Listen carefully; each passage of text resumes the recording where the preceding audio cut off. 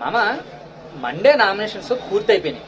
మనం మధ్యాహ్నం దాకా ఏమనుకున్నామంటే కళ్యాణ్ను ఇమానియలు నామినేషన్లోకి రాలేదు, మిగతా వాళ్ళందరూ హౌస్ సభ్యులందరూ నామినేట్ అయిపోయారు అనుకున్నాం. కానీ తప్పు మామ.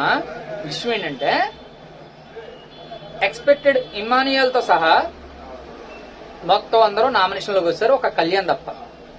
అంటే ఇప్పుడు మీకు సపోర్ట్ చేసే వ్యక్తులు ఉంటారు కదా, మీ ఫేవరెట్ కంటెస్టెంట్స్ ఎవరో మన కామెంట్ బాక్స్ లో కామెంట్ చేసేయండి. కామెంట్ బాక్స్ అయితే నిండి దద్దరిల్లిపోవాలి. అంటే ఈ వీక్ లో తనూజ ఫస్ట్ ప్లేస్ లో ఉంటుందా, ఇమానియల్ ఫస్ట్ ప్లేస్ లో ఉంటాడా? వీళ్ళిద్దరిని క్రాస్ చేసి సంజనా గారు ఉంటారు ఫస్ట్ ప్లేస్ లో.